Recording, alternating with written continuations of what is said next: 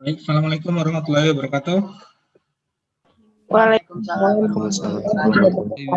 Waalaikumsalam warahmatullahi wabarakatuh. Selamat sore, salam sejahtera.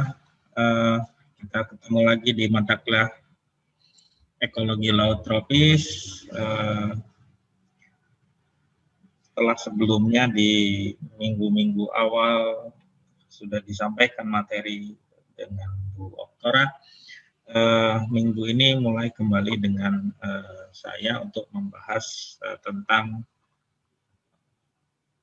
mangrove.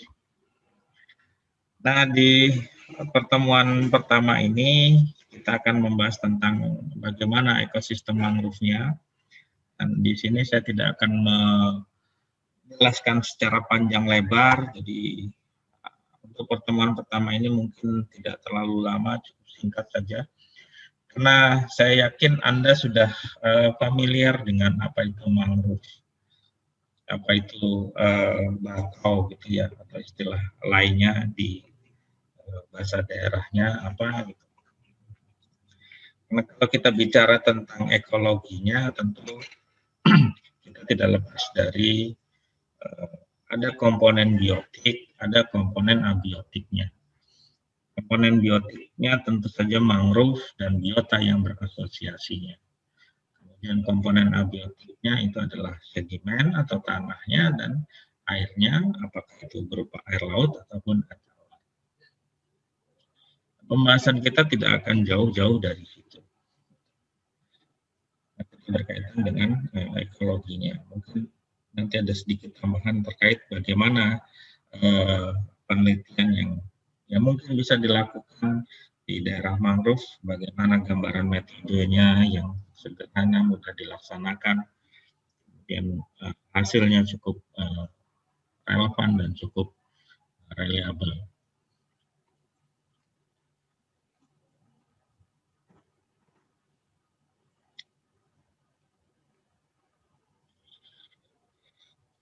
Nah, berkait dengan mangrove, maka yang pertama tentu kita bicara definisi. Definisi mungkin di angkatan 2019 mungkin sudah banyak mendapatkan definisi ini di mata kuliah botani laut ya. Untuk angkatan 2020 mungkin karena pertama berkaitan dengan ekologi, ya Anda bisa mencari definisinya lagi nanti secara spesifik di berbagai sumber. Tapi pada intinya adalah mangrove itu merupakan tumbuhan yang hanya tumbuh di daerah pantai, jadi berbatasan dengan daratan dan lautan.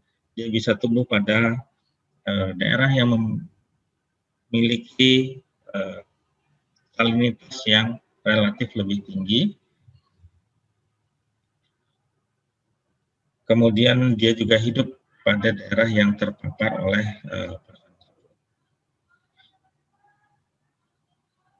banyak definisi yang dikaitkan dengan mangrove itu sendiri.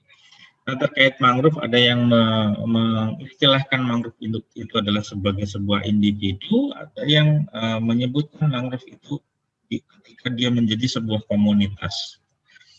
Ada komunitas mangrove atau yang biasa kita sebut sebagai hutan mangrove. Ada yang menyebutkan mangrove itu sebagai sebuah individu.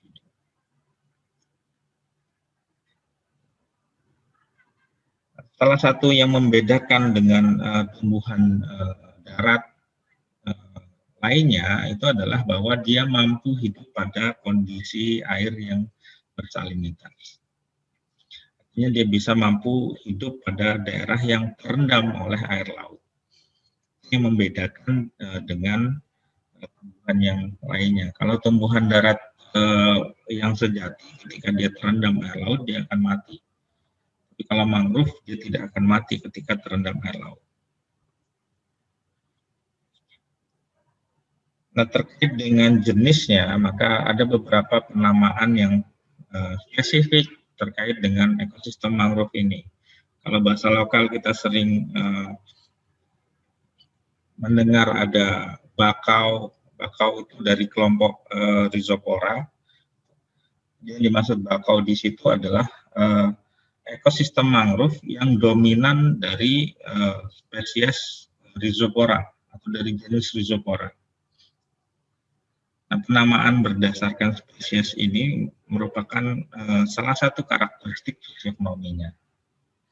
Kemudian kita sering mendengar kalau istilah lokalnya hutan atau api-api, itu dari jenis Vicennia, ada dari jenis Rhizopora, yang biasa disebut orang dengan bidada dan sebagainya.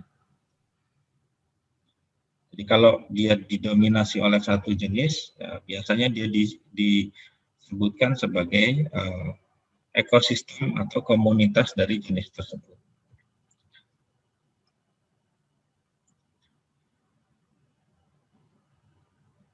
Nah, terkait dengan mangrove, maka ada yang membaginya menjadi dua kelompok. Yang pertama adalah eksklusif mangrove atau yang disebut sebagai mangrove sejati.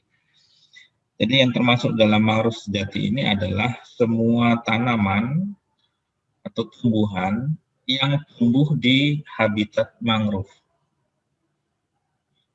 Walaupun dia bukan termasuk dalam kelompok mangrove, tapi ketika dia hanya ditemukan di habitat mangrove, maka dia masuk dalam kategori eksklusif mangrove.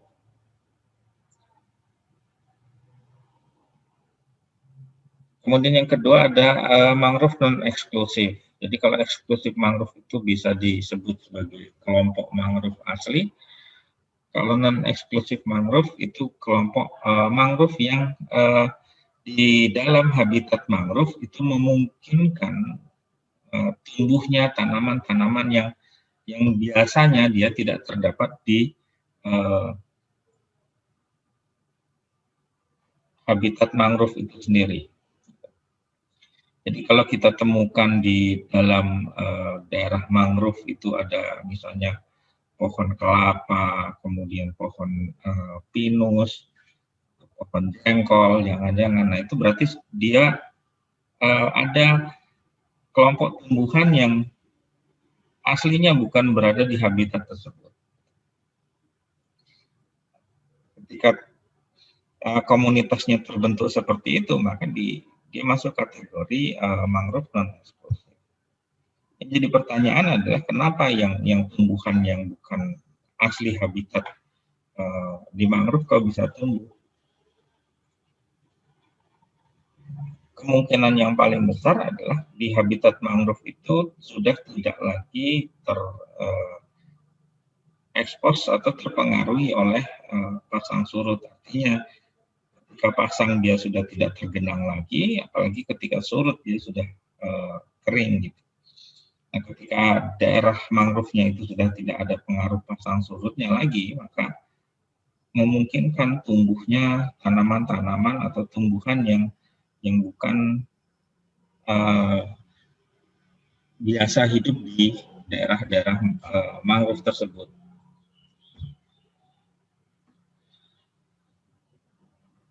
Nah, di Indonesia yang masuk dalam kelompok mangrove ini itu ada 89 jenis, terdiri dari 35 jenis ini jenis pohon, kemudian 5 ini jenis terna itu termasuk dalam beberapa kelompok paku-pakuan misalnya, kemudian kelompok palem dan sebagainya. Kemudian 9 jenis itu dari perdu. Perdu ini dari kelompok semak gitu ya. Kemudian 9 jenis adalah dari kelompok liana. Liana ini ada tanaman yang merambat. Kemudian 29 jenis epifit. Epifit ini adalah tumbuhan yang menempel. Di yang bukan mangrove seperti terna, perdu, liana, epifit dan tumbuhan parasit ini itu adalah kelompok tanaman yang memang biasa ditemukan di ekosistem mangrove. Terkadang jumlahnya itu sedikit, tapi dia jarang ditemui di ekosistem yang bukan ekosistem mangrove. Jadi secara jenis ada 35 jenis mangrove di Indonesia.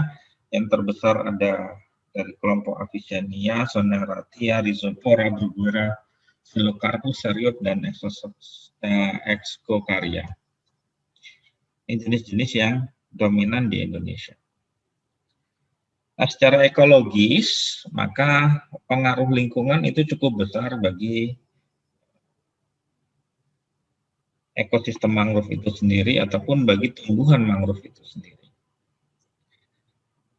Ada 8 faktor lingkungan, faktor abiotik yang menjadi faktor dominan yang mempengaruhi kehidupan dari mangrove itu sendiri. Yang pertama adalah fisiografi. Ini terkait dengan bagaimana topografi pantainya. Apakah pantainya landai ataukah pantainya itu curam. Nah, landai atau curam itu akan mempengaruhi seberapa besar distribusi spesiesnya. Semakin landai maka distribusinya akan semakin luas, karena tidak membutuhkan energi yang besar untuk menyebarkan misalnya bijinya atau benih dari mangrove itu sendiri. Kemudian kalau dia curam, maka biasanya luas arealnya terbatas. Sehingga mangrove itu tidak bisa tumbuh dengan distribusi yang luas. Jadi secara fisiografi, secara topografi, maka bisa disebutkan mangrove itu lebih banyak ditemui di pantai yang tipenya itu landai. Walaupun mungkin ada ditemui di beberapa pantai yang curam, tapi di pantai yang landai ada kemungkinan keanekaragamannya jauh lebih tinggi dibandingkan dengan pantai yang curam. Yang kedua adalah faktor pasang surut. Pasang surut itu kaitannya dengan masukan air laut atau penggenangan oleh air laut. Berapa lama daerah tersebut tergenang oleh air laut itu tentu juga dipengaruhi oleh tipe pasang surutnya. Apakah dia diurnal, semi diurnal, atau tipe yang campuran. Semakin lama dia terpapar atau tergenang oleh pasang surut, maka kemungkinan habitatnya menjadi lebih salin atau salinitasnya lebih tinggi. Nah, berdasarkan sebaran secara vertikalnya, tentu ada bagian daerah yang tergenang sebagian ketika pasang tertinggi ataupun tergenang seluruhnya oleh pasang tertinggi dengan lama waktu penggenangan yang berbeda. Jadi secara vertikal ada yang tergenang selalu tergenang, ada yang kadang-kadang tergenang, tergantung kondisi pasang surutnya. Apakah pasang surut pasang maksimum ataupun pasang yang minimum. Nah, tentu dengan kondisi seperti itu akan mempengaruhi tipe atau zonasi dari mangrove-nya. Ada mangrove yang toleran dengan kondisi tergenang secara seluruhnya dalam waktu yang cukup lama.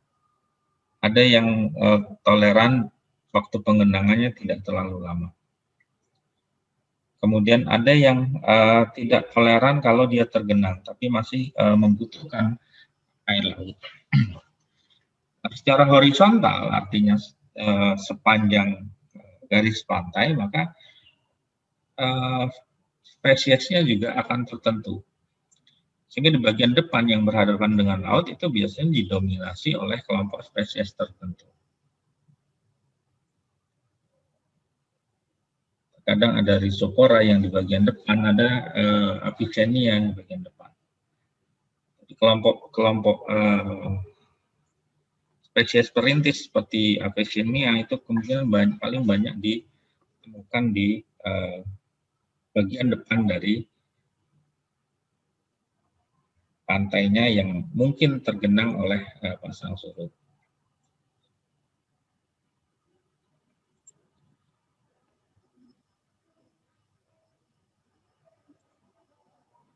Kemudian yang ketiga, pengaruh gelombang dan arus.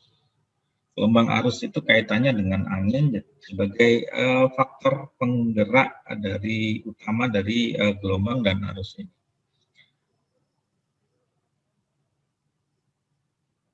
dampaknya atau kaitannya dengan mangrove adalah seberapa besar energi yang dibawa oleh gelombang dan arus ini. Kaitannya adalah dengan proses morfodinamik dari pantainya.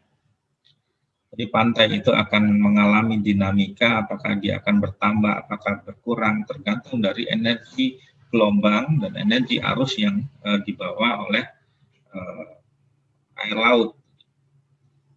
Kalau gelombang itu dominan oleh faktor angin, maka arus itu ada dua, ada arus yang karena angin, ada arus yang karena pasang surut. Nah, kalau gelombang dan arus itu memiliki energi yang besar, maka biasanya sifatnya itu lebih cenderung merusak. Artinya dia gelombang dan arus ini itu akan menyebabkan terjadinya proses abrasi.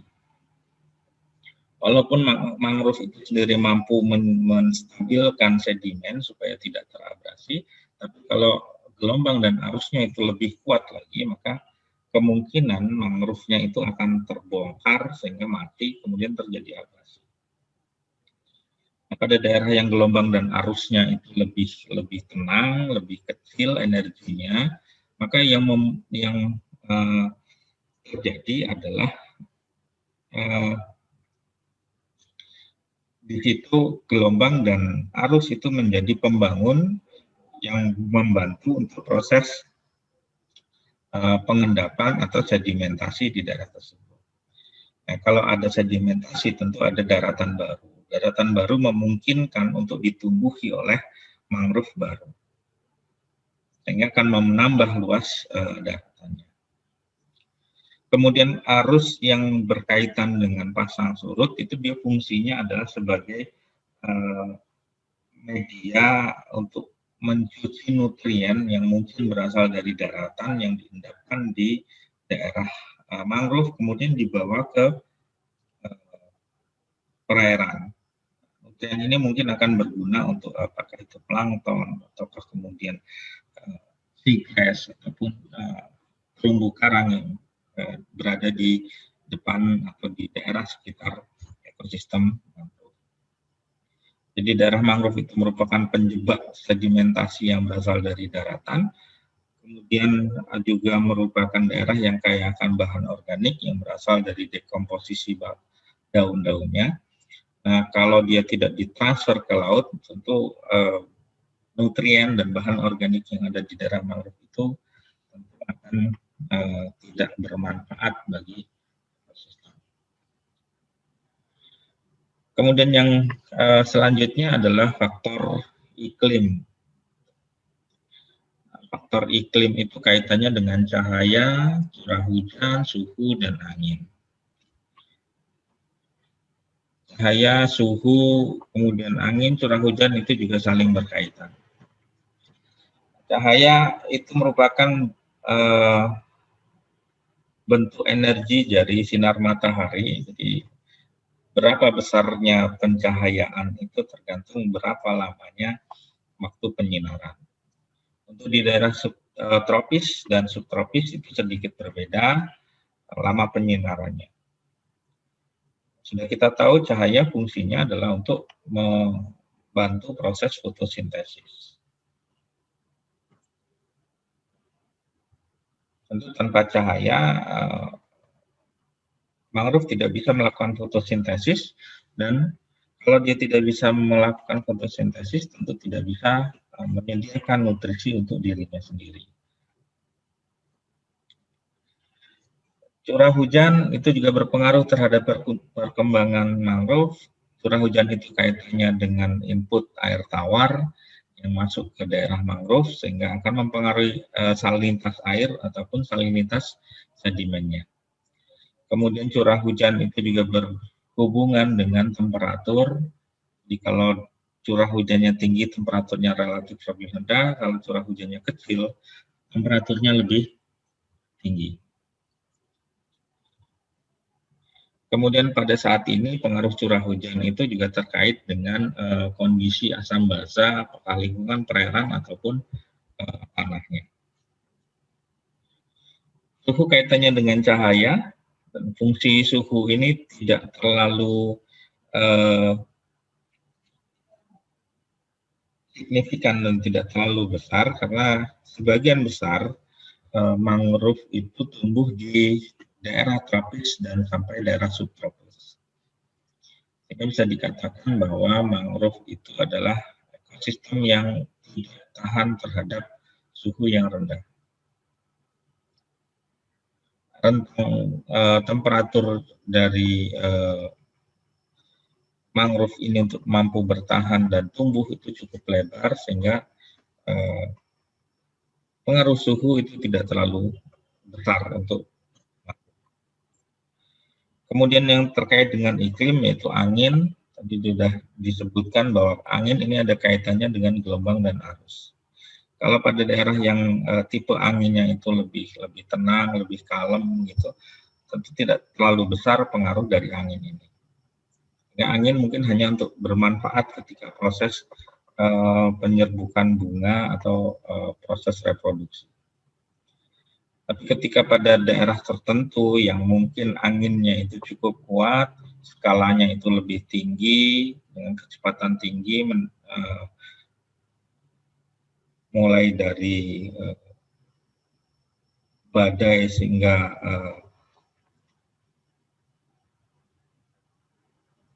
skalanya itu lebih tinggi, apakah dia menjadi siklon dan sebagainya, tentu pengaruh anginnya itu akan lebih besar. Nah, pada kondisi angin-angin yang seperti ini, maka memungkinkan angin itu akan merusak dari ekosistem mangrove-nya. Kemudian salinitas ini berfungsi untuk memicu pertumbuhan, jadi mangrove itu tidak bisa tumbuh baik pada salinitas yang relatif rendah karena dia dibutuhkan untuk proses fisiologinya.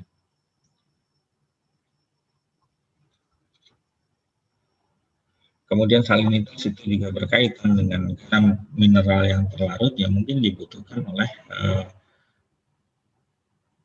si mangrove untuk tumbuhnya. Kemudian salinitas itu juga terkait dengan aliran air tawar dari sungai, terkait dengan pasang surut, sehingga perbedaan salinitas secara vertikal di daerah pantai itu akan menyebabkan terjadinya zonasi dari mangrove. Terkait pertumbuhan mangrove yang dipengaruhi oleh salinitas, mungkin dari angkatan 19 yang kemarin praktikum botani bisa menyimpulkan sendiri bagaimana pertumbuhan benihnya kalau salinitasnya berbeda. Oksigen terlarut itu dibutuhkan oleh mangrove dalam proses respirasi secara langsung, tapi pengaruhnya lebih kepada proses bagaimana penguraian bahan organik itu menjadi bahan anorganik melalui proses oksidasi. Sebagian besar mangrove itu tidak mampu atau jumlah dari oksigen yang ada di sedimen itu tidak mencukupi untuk kebutuhan dari mangrove. Sehingga ada beberapa spesies mangrove itu yang secara morfologi sistem perakarannya itu beradaptasi dengan sedimen yang kandungan oksigen terlarutnya rendah. Kalau kita tahu bahwa sedimen di daerah mangrove itu didominasi oleh sedimen yang berlumpur, dia partikelnya sangat halus, sehingga ketika membentuk sedimen, dia akan sangat rapat. Nah, kalau rapat, maka suplai oksigen itu tidak bisa masuk jauh ke dalam sedimen. Kecuali memang ada organisme yang sifatnya ya, hidupnya dengan mengebor sedimen, sehingga memungkinkan ada pertukaran oksigen ke dalam lapisan sedimen. Pada kondisi umum, kalau sedimennya terlalu padat, itu biasanya Oksigen terlarut itu hanya mampu menembus sampai kedalaman 20 cm saja. Di bawah 20 cm kondisinya anoksik. Sudah tidak ada oksigen lagi. Kalau tidak ada oksigen lagi, maka proses dekomposisi, proses oksidasi bahan organik tentu tidak akan terjadi. Kalau tidak terjadi dekomposisi, maka bahan organik yang dihasilkan itu tidak bisa diuraikan menjadi bahan anorganik. Persediaan nutrien untuk si mangrove-nya sendiri juga akan berkurang. Kemudian faktor lingkungan yang selanjutnya yang paling penting adalah substrat. Substrat atau kita bisa sebut sebagai tempat hidup dari si mangrove ini. Dominannya adalah lumpur, apakah itu lumpur berpasir ataupun pasir berlumpur atau lumpur murni. Ada juga yang pasir murni atau lebih dominan pasirnya, itu menjadi habitat dari mangrove. Jenis substrat ini tentu akan menentukan spesies mana yang mampu hidup atau beradaptasi dengan substratnya. Jenis substrat itu juga menentukan berapa banyak mineral yang terkandung dari jenis substratnya. Nah, substrat tertentu mungkin kandungan mineralnya jauh lebih kecil dibandingkan dengan substrat yang lain.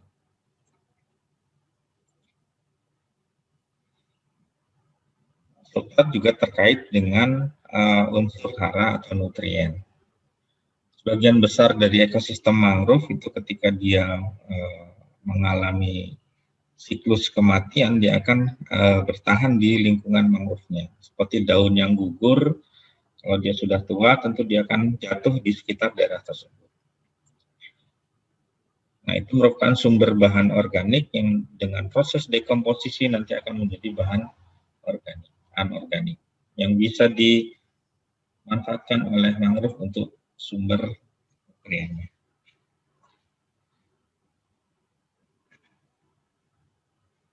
Di mana kita bisa menemukan mangrove? Tadi di awal juga sudah disebutkan, mangrove itu ada di daerah tropis dan daerah subtropis.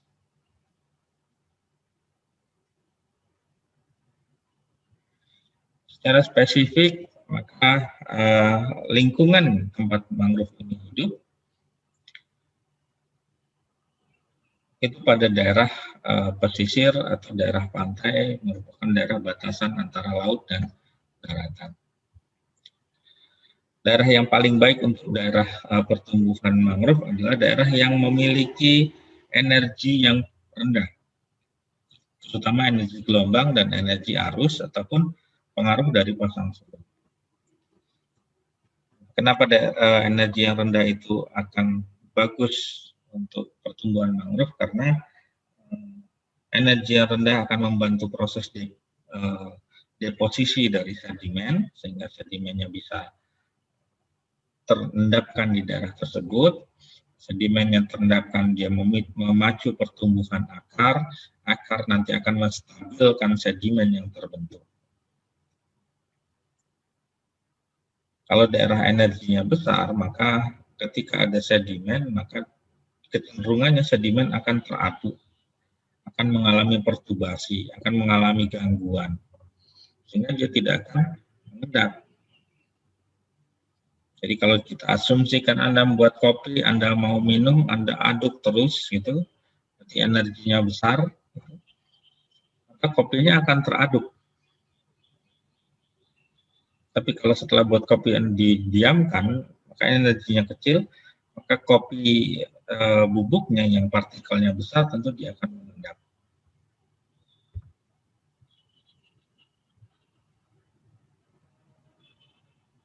Nah, karena kondisinya pada daerah peralihan antara daratan dan laut, tentu ekosistem ini merupakan ekosistem yang unik.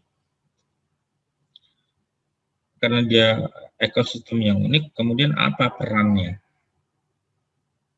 Apa fungsinya? Fungsi untuk lingkungannya, fungsi untuk manusia, dan sebagainya. Nah, jadi tadi sekilas sudah diungkapkan bahwa sebagian besar dari mangrove itu ketika dia mengalami siklus kematiannya berupa daun yang kering atau serasah, maka itu adalah sumber nutrien. Dia adalah bahan organik yang akan diuraikan, akan dikomposisi oleh bakteri menjadi bahan anorganik. Itu merupakan sumber nutrien bagi plankton, apakah plankton yang tinggal di ekosistem mangrove ataupun di lautan. Mangrove juga menjadi daerah penjebak dari bahan organik ataupun nutrien yang berasal dari daratan, sehingga akan tersimpan di mangrove.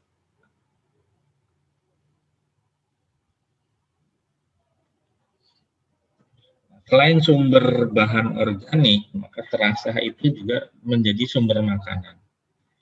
Ketika ada daun yang jatuh, mungkin akan langsung dimakan oleh beberapa jenis organisme seperti misalnya cacing, kerang, siput, udang, kepiting, dan lain sebagainya. Beberapa jenis ikan mungkin dia akan memakan serasah dari daun ini. Daun-daun yang dimakan oleh organisme tersebut nantinya akan menjadi detritus yang menyediakan makanan bagi organisme seperti detritus feeder dan sebagainya. Nah, karena ada makanan untuk organisme yang lebih kecil, tentu organisme kecil ini juga menjadi makanan bagi organisme yang lebih besar. Di situ proses rantai makanan yang terjadi. Mangrove merupakan ekosistem yang memiliki dua habitat. Jadi habitat yang ada di bagian atas yang tidak terendam air dan habitat yang di bagian bawah yang terendam air. Sehingga organismenya yang tinggal di daerah mangrove itu mulai dari organisme yang darat, yang kering, sampai dengan organisme yang ada di perairan. Pada kondisi komunitas mangrove yang bagus, maka mangrove itu akan menjadi tempat tinggal, tempat mencari makan, tempat berkembang biak, tempat membesarkan anaknya, dan banyak sekali fungsinya. Beberapa organisme yang ada di daerah mangrove itu mungkin ada organisme yang memang statusnya itu sudah mulai langka atau mungkin mulai terancam kepunahannya. Jadi organismenya mulai dari organisme yang darat murni, ada yang air murni yang tidak bisa hidup kalau nggak ada air, ada yang peralihan, dia kadang di air, kadang dia di daratan. Sehingga kekayaan dan keanekaragaman jenis organisme di daerah mangrove ini cukup tinggi.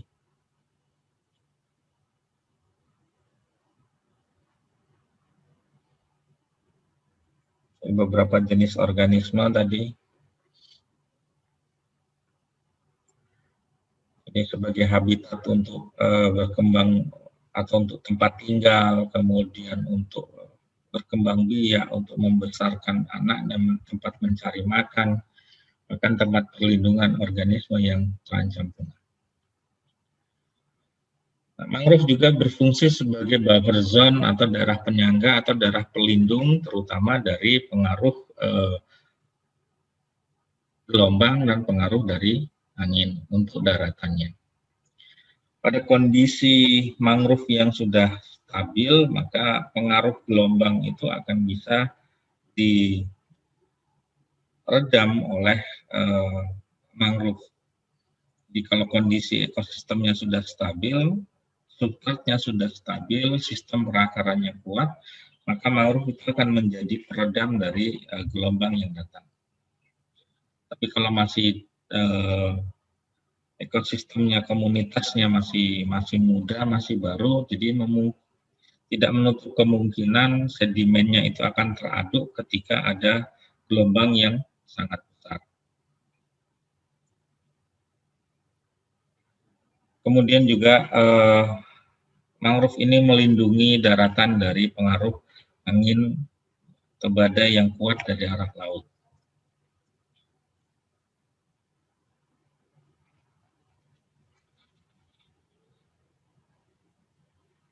Nah, sumber polutan yang ada di laut itu ada yang dominan itu adalah sumber-sumber dari daratan. Polutan itu bisa dalam bentuk organik atau juga dalam bentuk anorganik.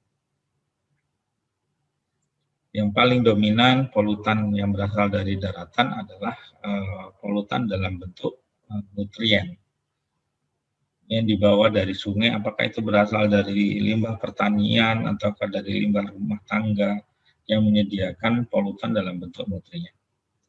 Ketika dia memasuki daerah mangrove, maka nutrien itu akan terjebak bersama dengan proses sedimentasi di daerah mangrove. Di mangrove itu sistem perakarannya bisa menjadi semacam filter yang bisa menangkap bahan pencemar ini. Kalau nutrien tersebut tidak terjebak di daerah mangrove, maka kemungkinan terjadinya outbreak dari plankton, apakah itu termasuk fitoplankton yang berbahaya, yang memunculkan kejadian red tag atau HABs, tentu kemungkinan yang terjadinya akan jauh lebih besar. Selain pencemaran berupa nutrien, mangrove juga cukup efektif untuk memfilter pencemaran yang berasal dari bahan anorganik seperti minyak. Tapi dengan catatan bahwa volume polutan minyaknya tidak terlalu besar. Mangrove menyediakan sumber untuk produksi perikanan. Seperti kita tahu bahwa sebagian besar daerah mangrove itu merupakan daerah habitat mulai dari ikan, udang, kepiting, dan sebagainya yang bisa dikonsumsi atau bisa dimanfaatkan oleh manusia sebagai sumber makanan. Teman membantu atau mendukung usaha perikanannya.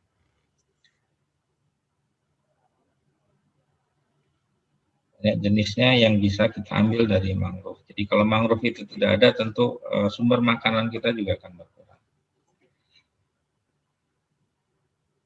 Mangrove sudah banyak memberikan manfaat bagi manusia. Bagaimana manusia bisa mengambil manfaat secara ekologisnya sebagai sumber makanan bagi manusia. Kemudian bisa melindungi manusia yang berada di daratan dari pengaruh gelombang, pengaruh angin, pengaruh badai, dan sebagainya yang berasal dari lautan. Tapi manusia juga merupakan salah satu faktor yang menyebabkan terjadinya degradasi mangrove yang paling besar.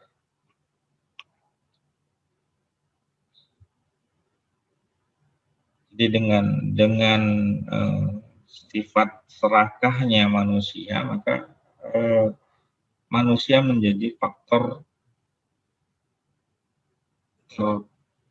besar kerusakan mangrove yang terjadi.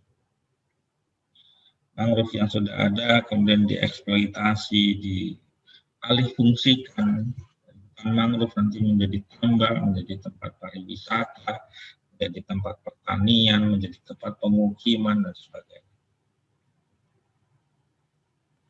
Proses ini tentu akan mengurangi atau bahkan menghilangkan ekosistem mangrove yang ada di daerah pesisir dan daerah pantai.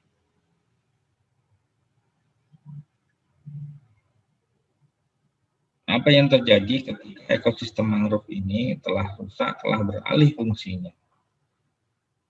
Kita akan bisa memprediksi apa yang akan terjadi ketika kita tadi sudah mendapatkan gambaran tentang apa fungsi ekosistem mangrove.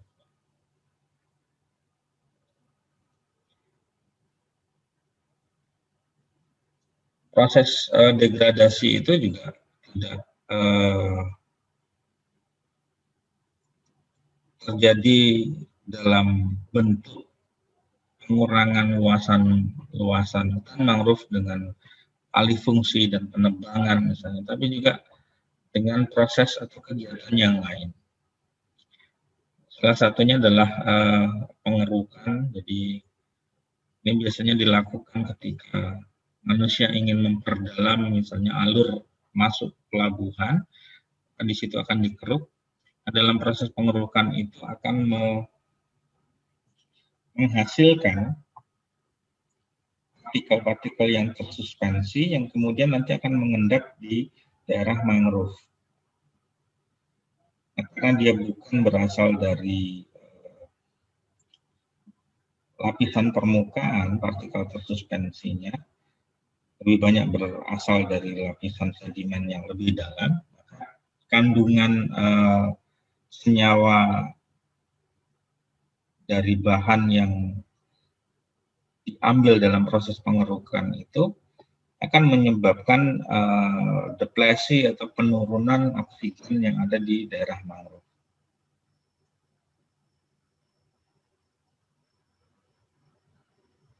Penurunan oksigen tentu akan mengurangi jumlah nutrien yang dibutuhkan oleh mangrove tersebut. Selain proses pengerukan atau dredging ini, proses lain yang dilakukan manusia adalah dengan kegiatan reklamasi.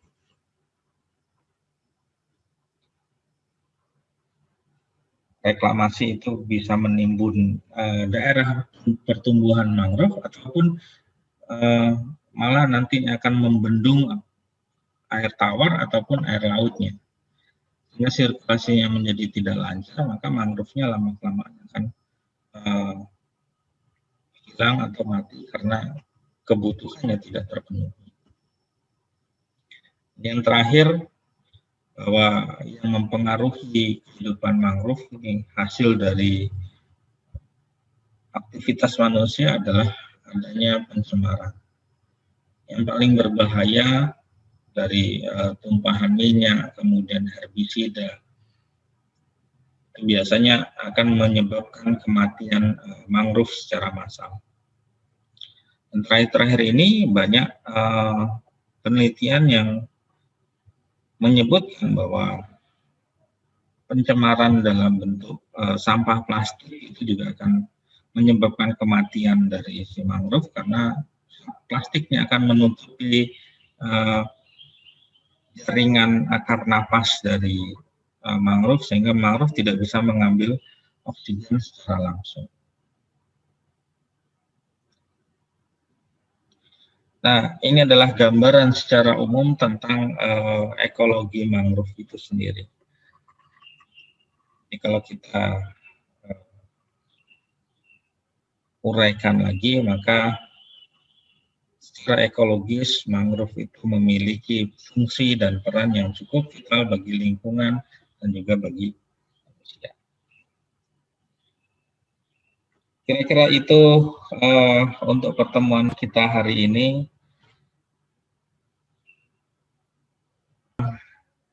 Saya akhiri. Assalamualaikum warahmatullahi wabarakatuh.